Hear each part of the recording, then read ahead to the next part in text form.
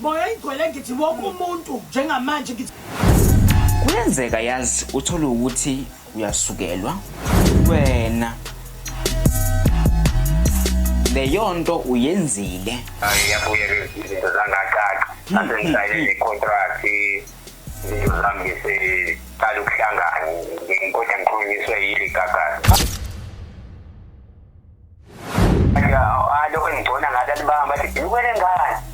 manje abantu balebehlenga ukuthi kukhona okwenzayo ungadivaphi ungadivaphi yapusha ngayo sonke isikhathi uyimisele kahle yonke into noma thuthi ngathi ufihleke kanjani uma uyimisele sebenza ngokuyikhandla iyazivelela into iyazivelela kule ngoma iphume ngomhla ka7 March 2025 esihloko sithi abazazi bafunani engabe iculwa ngobani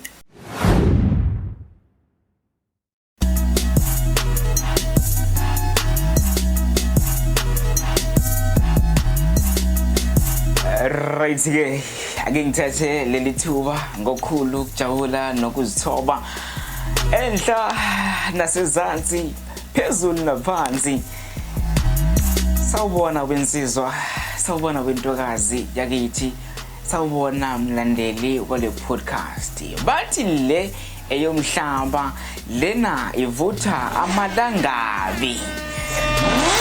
ngicela ungazisa makungabe baqamba amanga wena uthi baqamba amanga mabethi le ivutha amalangabi igama le podcast umqadi podcast mina bangibiza ngoSimeni Selphindela duma lelo zilo dumizulu edume kwaZulu kwavele kwanyakaze South Africa neAfrica kanye nomhlaba wonke jikelele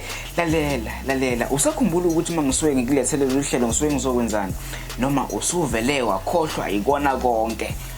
eziphambi evikini izingoma What if God didn't? lalela ngicela lalela uyabona ama city kuwe woza eDurban sisuke singadlali ngawo uma sikhuluma ngokuthi woza eDurban uyabona umuntu umethi kuwe woza kwaZulu uzozwa usuke ngadlali ngawe uma umuntu ethi woza uzobona ukuthi senzani sisuke sikhuluma ngalokho sisuke lalela angikho lapho khona le ngiyakhona ngisayindlalela into yami kodwa ke ngoba ngisayindlalela ngicela ungivumele ngivule leli gumbi sitshele kwenzakaleni sitshele ngathi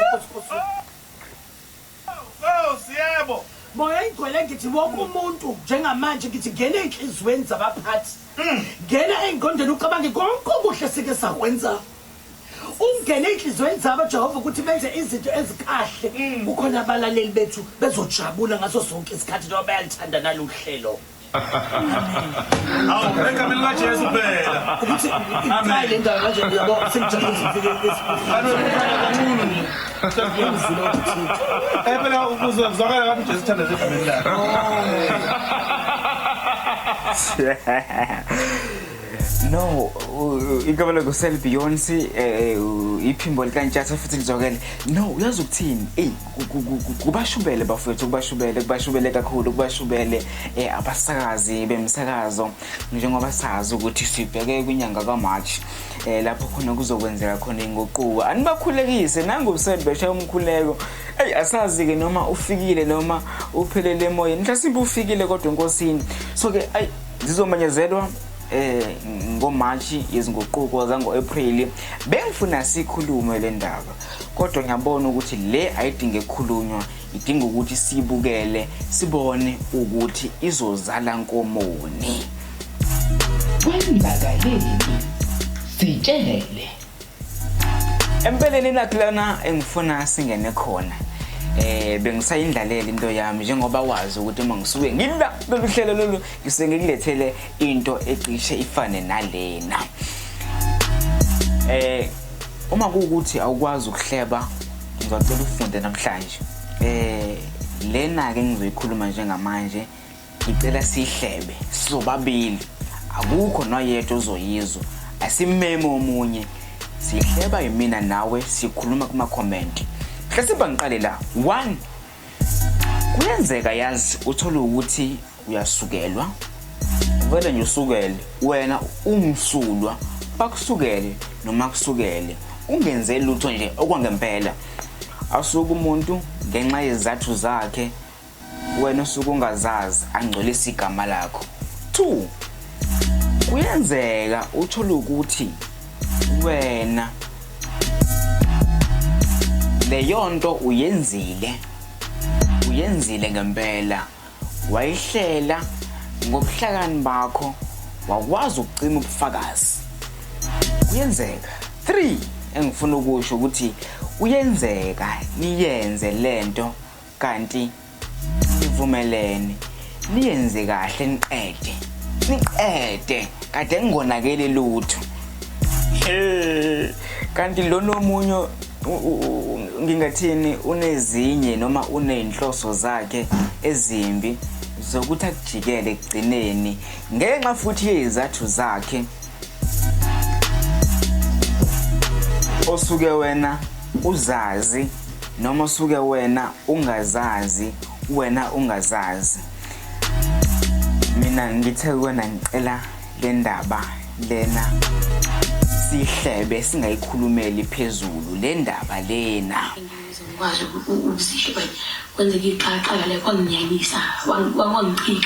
wangicika like wangicika mina ngifuni ukukhuluma back angithanda ukukhuluma angingize ngikwazi futhi uku-expose angeke ngizothula iziphele mayiphela lento le mina ngeke ngize ngi-expose angifuni uyazi ukuthi wenzani uyazi ukuthi wenzani umbuso wena musukuda umbuso ukuthi usisiloba mina yikho imali ezophuma mina ukuthi usiloba bakunika imali usiloku bangisicefe lo ufuna ukuduma kabi usiloku lo indaba zakho rapist enkulu kwenzakaleni sitshele What if? alright angazi okay mina engakusho ukuthi yabona masikhuluma ngempica abancane uma sikhuluma ngempica abadala iyona mpica abadala leyo yazi ukuthi angithi ilokya ngibe ngithi lokya ngibe ngithi ayingeke kanjani ilokya ngingedwa kodwa njengamanje ngihlukene kathathu yebo iyo kanye mfethu iyona impela leyo ndaba leya ndaba kaAndile Ngcobo waseNandi onguthi J njengoba sibonile ubekhala ngokuthi uNaledi Aphiwe uyamkweleta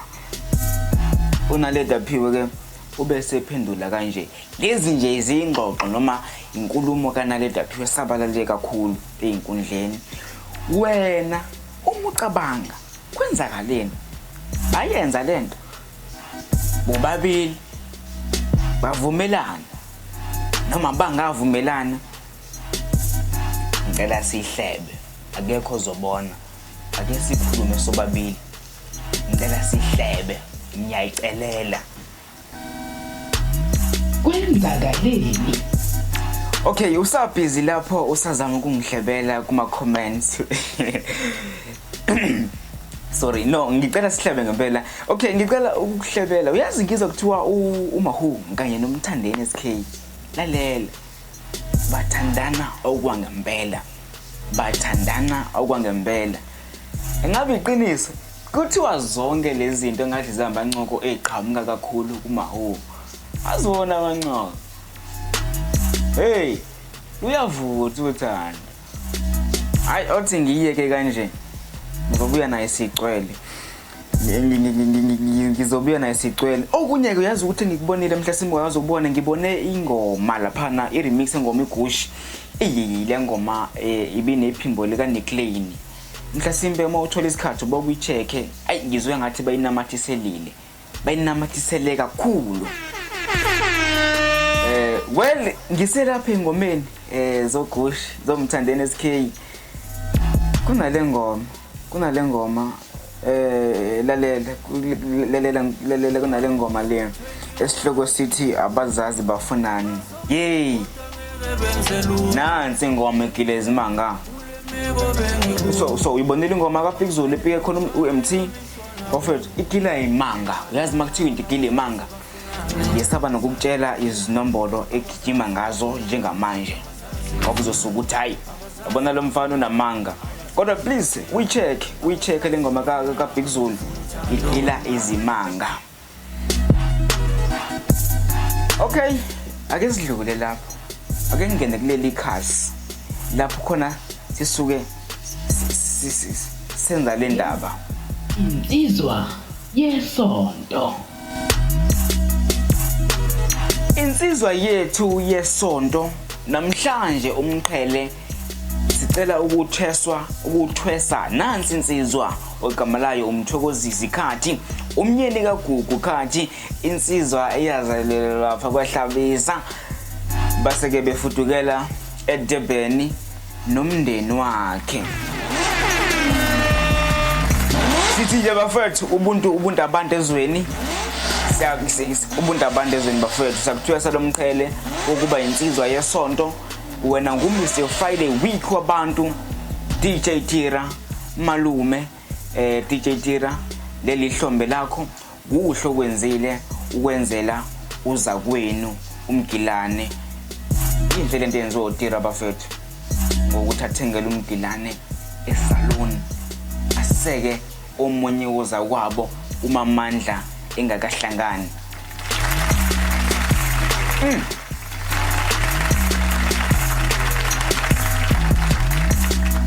Leli ihlathi lesonto. Leli ihlathi lesonto. Ihlathi lesonto nali uyena lo uye kanye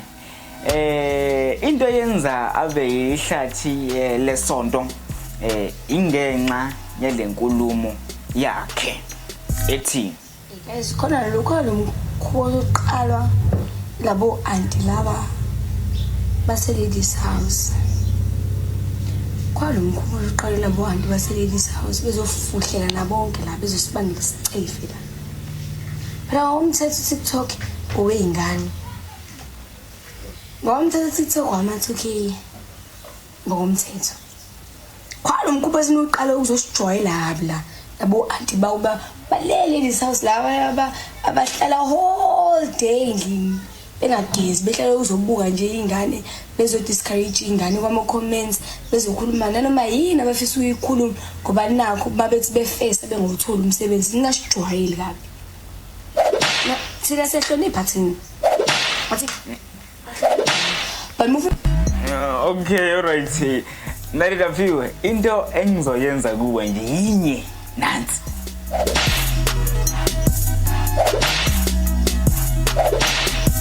Ngovele ngikuthela induku kuphela. Angazi ke umlandeli we-podcast uza kwenzani. Kodwa ke angidlule kulelo gumbi lelo angivele ngidlule lapho ngingaze ngifake induku ngithole nami sengifaka induku. Njengamanje nginikeza lolu hlelo olukhulu kakhulu okusuke kuyilona esuke sibheke kulona. Never ongagivapi. Akunabantu abakutshela ukuthi yonke into oyizamayo ngeke iphumelele. Bakunabantu abathi uyafosta sobona uzophelelaphi. Yazi uthini kubo? uNkulunkulu kuphela waziyo ngekusasa lami. Jomunye uThuya sokamama.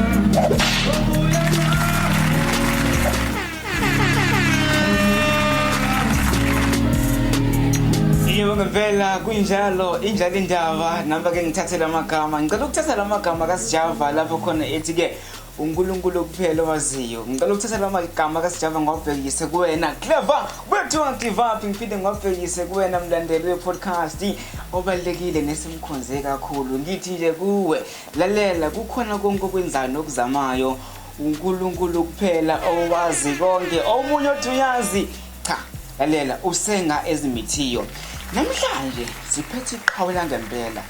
lena insizwa esigudlile yahuzuka yashayeka kodwa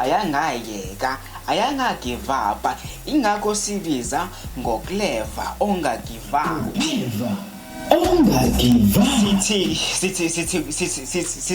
sithi kuwe lento thina siyibona insizwa kithi sithi thatha nanka amandla uqhubeke nalendlela njengoba ke nonke nazi balandeli bale podcast kule ngosi siyabagqugquzela siyabaphakamisa siyababonisa siyabeseka sibanika amandla Utwama uthathe leli thuba wamukele nanka amandla avela kumlandeli wepodcast ubingelele kubalandeli bale podcast uzethule nakubalandeli bakho ma-S Blue lengane Blue lomntwana ngiyabingelela kubalandeli bepodcast bingelele nakuwe Maxwell igama uma-S Madondo Blue lengane siyabonga kahle Madondo siyabonga Madondo okunguma-S uzalele endaweni yase-Richmond kake and then some over from Richmond to la kwaXimba elinye ikhalisela landscape cisho nje la kwaXimba uma-S izinto eningi uzenze khona ngingana music ukela kudala elandela abantu abanjengoZola ubukela kubo waze wangena kwindustry naye ngama-2000 ngale idebe yokuqala layenza 2007 ya and then ngasizwa iGagasi FM kwakhona ikhampani yayikhona eGoldenberg yayingazi ukuthi iyavuka yabuye izinto zangacaca asengisayine ne-contract izinto zami ngiseqala ukuhlangana nginkodwa ngikhulunyiswe yile Gagasi kwabuye bekwabheda kwaphinde kwabheda mana-ke ukhuliswe yilo niGagasi kwaphinde kwabheda yebo kuphinde kwabheda kuyona nshesho leyo khampani kwakuyikhampani naye yayivuka isafuna ama-artist and then ishuthi izinto zazo abuye zangacaca kona ishuthi kwabuye kwathuleka futhi alright ma-S kuyezwakala so ake sivele siphinde sibuyisele emuva ma-S sesizwile ukuthi udume ngomculo ushaya ingoma vele ngiyacabanga ukuthi-ke abantu abaningi abalandela le podcast bayazi ukuthi isikhathi esiningi sizohlala noma sizoxoxa nabantu abakule ndima lena yomculo ekuyibona sizobanikeza amandla bese-ke nabanye abenza okuthile sibalande ma-S umculo uyasho ukuthi uqale ngama-2000s right uma-S imculo imingaka eSouth Africa ugqoba muphi umculo uma-S kahle umuntu okhule nge-hip hop ngimuntu we-hip hop eyiculture kodwa i-hip hop futhi ehlukile hayi i-hip hop le yabo nje i-hip hop ye-deep no i-hip hop nje umculo ongenganabo Zola ingoma nje ukuthi uyezale zoZola Lukuza odonka ingoma lezi uthi ne-message kodwa isimple ungakwazi nawe ukuthi uyicule ya ne-afropop ikwaito nje ngikhule ngayo futhi music nje kanjalo so kahle mfethu okusho ukuthi uma-S ngamanye amazwi uyamthola kwi-hip hop uyamthola kwi-afropop wethu hayi uma-S utholakala wonke umusic kahle besafu kusho nje umuntu ongathini indoni yathi just a musician ngoba wonke usekwena umculo uyakwazi ukuyenza ngiyafitha futhi ngiyakwazi ukukompoza ngiyakwazi ukucula ya cisho into kanjalo ma-S njengoba wazi ukuthi la sikumemeleni sikulethele ukuzothi be-podcast kulo muntu obe nenhlanhla wezwa leli phimbo waficwa lesi siqephu sithi lalela nanguma-S udinga isupport ukuthi nje uhambe uyolalela uyokuzwa umculo wakhe mhlasibe ma-S njengomculi uthi ngumculi nakhuthi uyachaza ukuthi ama-genres amaningi uyawenza ahlukahlukene wathini umuntu ofuna nje ukwazi ngomculo wakho ucula uhlobo likanjani lomculo owakho umculo uhluke kanjani kowabanye ngawuchaza uthini kafushane umculo wami nje umculo ohluke kakhulu even nesigqi ngendlela yoculwa ngayo ukhompoza uyi-afropop nginganayo even hip-hop kube hip-hop kodwa ibe hip-hop othi uma uyilalele noma tothi mdala uyithande ne-afropop engiyishaya kwamanje ingumculo nje ohlukile yenza umuntu abe ne-attention afisa ukulalela kanjalo afisa ukulalela yabona ukukhuluma ngoZola uZola le ndoda ngathi ubhala nge-AI i-artificial intelligence indlela uZola kachitheka ngayo epenini angikhumbuli ingoma kaZola engenayo leya nto leya ngiyacabanga ukuthi uyayiqonda so umculo kaZola isikhathi esiningi uzongifakazela uyakha uyabona uyayala ukhuluma ngezinto ezenzeka uvula namehlo nje kakhulu mhlasibe nomculo kama-S ngacishe siuchaze njengomculo kanjalo yini ngoba uyaba kwi-afropop njengoba uchaza ukuthi hip hop afropop imiculo eminingi uyangena kuyona omunye wathi no mina umculo engwenzayo zothanda nje waya so ke uma singaphinde futhi siuchaze singacishe siufanise nokaZola ukuthi umculo obumbanisa isizwe ngamanye amazwi ogqugquzela abantu ngamanye amazwi nokhuza izinto ezingalungile ezweni ne hayi ukuthi uyigoqile ikanjalo futhi cishe nje music le wami engumshayayo message futhi yakha music nje njenganaye ngiyoba nje isifiso uma ngathiwa nje ahlanganisa ingoma kuthiwa sinaye ungeza ukuthi hayi abantu bakhiphe nje umuntu music okanjalo ngiyangihlola ukushaya music yathi nje ngithi ngiyazenzela ungenami ngoba kade ngikholelwa ukuthi into kufanele ngidlulise i-message kumuntu ukuze kuphile umuntu. Alright mfethu uyazi ukuthi kuyavela ukuthi akufanele ngabe ngisawubuza lo mbuzo sengivele ngafunda kwezami ukuthi njengoba ukhuluma ngoZola I think ungomunye wabantu ongafika ukuthi no ngibukele kuyena uyena umuntu ongigqugquzelile mhlawumbe nabanye okuningi ngikufunde kuyena njengoba uthi umculo wakho uyafana nowakhe so ngiyabona ukuthi la wena ma-S buluko lomntwana buluko lengane kungumuntu ongabaza amandla akho mhlawumbe nje mfethu ukusikhela phezulu obani osuke washilana nabo inkundla asebesezingene eliphezulu asebedumile uma yeze music kahle sengingashela namathi eMpumalanga province eNelspruit eMathulo eGround Zero Park ama-artist anjengo-DJ Tila, DJ Cleo, DJ Sindo, Tia Guest, Big Nazi, Chomi, Kelly Kumalo, o-DJ Stuntela, o-Stone Cracker, ba-around eMpumalanga nabo yani kusho ngishele nabo istage hayi ukuthi ngifakwe ekugcineni no ngishela nabo istage njenganabo o-Big Nazi uMapinja bebengazi kakhulu baze bakhala nabatalent iziqhamuka ngasho namhlanje ngiqhamuka ngala kusho nje kanjalo ongathikathi wangempela ngiphethe ngadla insizwa ngithi uma ngiqala lengozi ngabatshela ukuthi lensizwa sekudala igudla ihuzuka sekudala ingene emahlathini iphuma ikhishwa ngoba kwamanye amahlathi awukhiphi wena uyakhishwa kodwa leyo ke yokuhuzuka nezibazo nazo angithandi sikhulume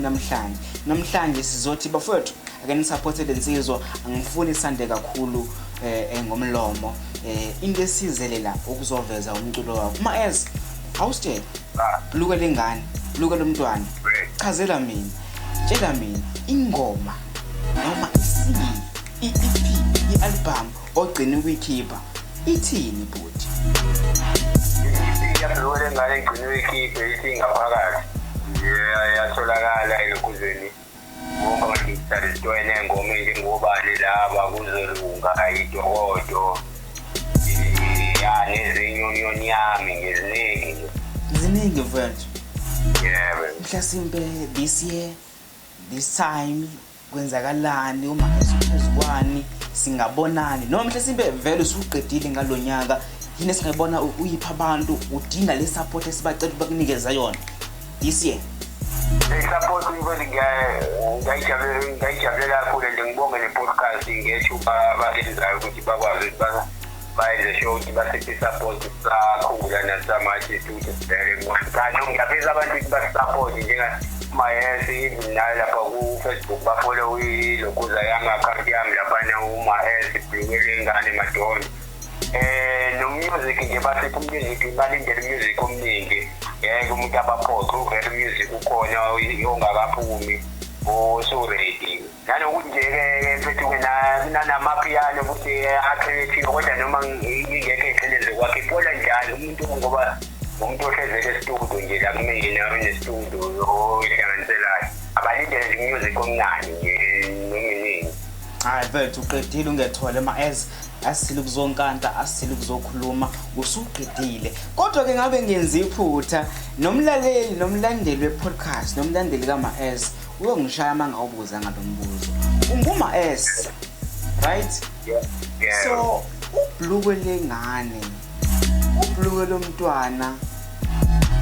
awuve phela abaningi baba nendaba thizeni egcina ibafaka kwigama elithile kufika njani usuma-S usuBlukele umntwana uBlukele Ngane esiphethe mayesi igama balinqamulela nje ngibasiya nje umasiya kusho siya wena ma-S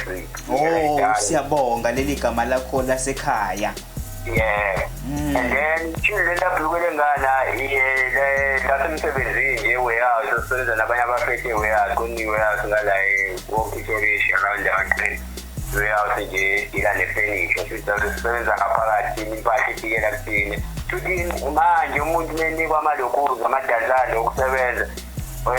uthola ukuthi usayizi umuntu athi iBlukele Ngane lokusebenza siyasebenza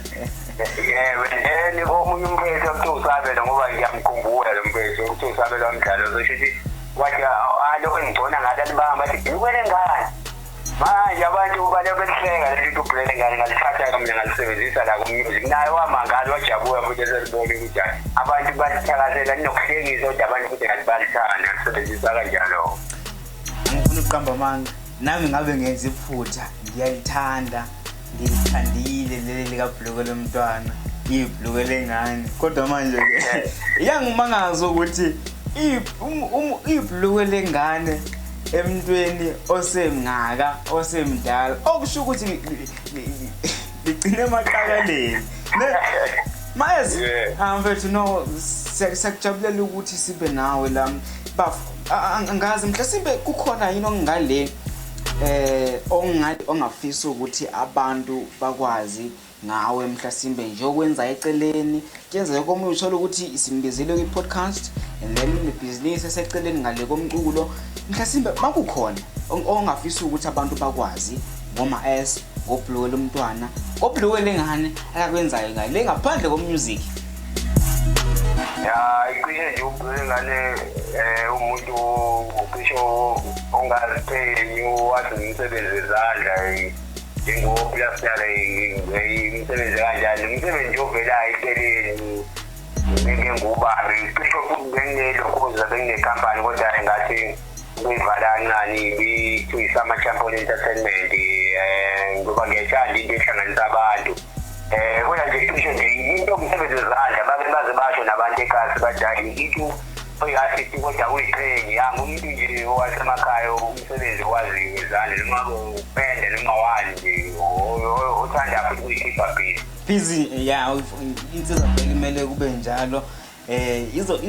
izoyithatha imali yoqopha ngoba thina siyawufuna lo mculo noma kunzima kangaka ukuthi uhambe uyokhipha ne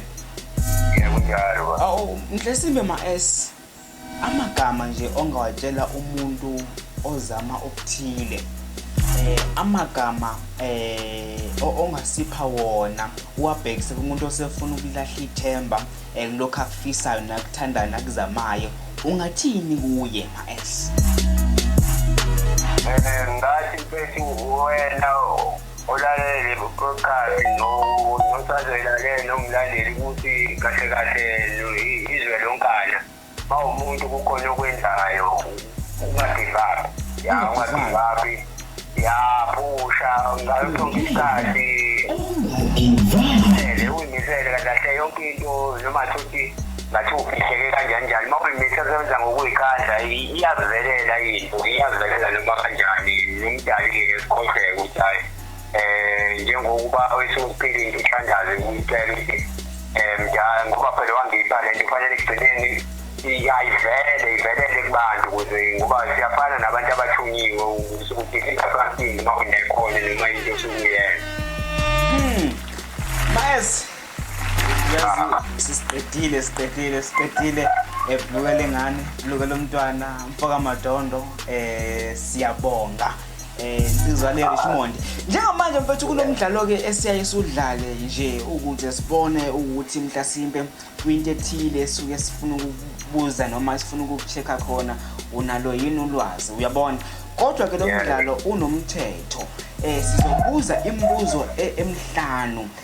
lembuzo emihlanu mawukwazile ukuyiphendula uyophinde nangelilanga uthola ithuba lokuzobingelela abalandeli bepodcast mhlasimbe isibili ucela amavoti ucelani uyophinde ulithola ithuba lokubuya mawukwazile ukuyiphendula yonke noma ongenani wathola uhalf lo mdlalo sibiza ngokuthi lona umdlalo omuhle sobiza ngokuthi ke umdlalo omuhle uma S ngiyacabanga ukuthi uready singakubuza lembuzo emihlanu ukuze izocacisa ukuthi ma S lo siyophinde simuzwe kwi-podcast noma cha usukulungile baba yebo ngangibuza alright mfowethu ake sidlale lo mdlalo sibone ukuthi uma S ngabe unolwazi olungakanani esikakhulukazi ngezinkundla zokuxhumana nendima ngakuyona. Question number 1 kunengoma le ngoma iphume ngomhla ka7 March 2025 esihloko sithi abazazi bafunani engabe iculwa ngobani noma ekabani Big Zulu feature uMT abalandeli bomculo bakaMaskandi noma kaMaskandi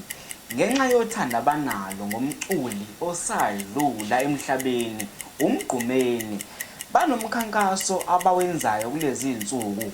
engabe owani ukucela abantu ukuthi bafake isandla ukuthi bakwazi baseke balungise imoto yamgqumeni kunombhalo trendayo njengamanje ezinkundleni zokuxhumana noma zokuxhumana lo mbhalo uthi nginemizi ewu3 nezimonto eziwu4 konke lokhu angikukweleti engabe ubhalwe ngubani phakathi kukaMahu uwelile Mchunu noNaledi Aphiwe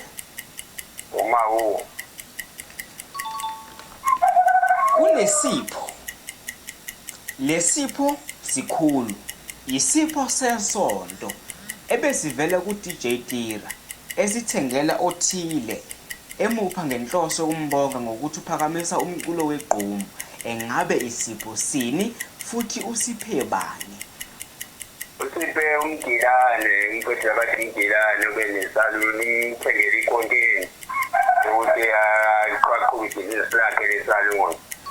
sicela usiphe igama lenyanga ebizwa ngenyanga yamalungelo noma inyanga onyakeni eneholiday elibizwa ngokuthi elamalungelo National Women's Day kanjani alright but ake ngibona ukuthi ke uhambe kanjani uyabuya kwi-podcast noma ubuyi alright ma S nakanjani singakubona noma yini podcast usengabuya uzobingelela usengabuya uzodlulisa umnyalezo siyakubongela uthole okune kokuhlanu umbuzo wokugcina angikuphindele mhlasimbe wona kahle ubuthi sicela usiphe igama lenyanga ebizwa ngenyanga amalungelo leyo nyanga ilenyanga esikuyona inyanga kaMarch onyakeni ibizwa ngenyanga yamalungelo well ma S sicela ukhiphe noma usiphe lapho abantu bengakubuka khona bengakuthola khona yesel number inkundla zakho zokuxhumana utholakala kanjani namagama ongawashiya umlandeli wakho umlandeli podcast for ukungithola for ama-booking izinto ey'thize zokungilandela uyangithola ku-Facebook uMahesi Madondo Ibhulukwe Lengane uMahesi MAS bese Madondo bese Ibhulukwe Lengane and then inamba ngitholakala uyatholakala ku-079 291 2892 then bese kuba nakwi-email angithola uNzimande Siyabonga usiyabonga lo C Nzimande nje siyabonga @gmail.com ya cisho nje ngidlulise nje ukuthi ngibonge nethuba ngicela nabalandeli support bafollowe bangifollowe na Facebook page account kuseningi okuzayo ngibonga nethuba leli ngibafisela nabo ukuthi abakwenzayo abanye abafiki Maes sithatha leli thuba nathi siyabonga siyithimba lomqadi podcast sifuna nje ukuthi kuwena thina siyabona amandla akho salibona ikhono likhona Bhulukwe lomntwana siyabonga abafunga ethuba sikufisela inhlanhla kukhona konke osifisela kona ngiyabonga kakhulu mfowethu danko Maes yeah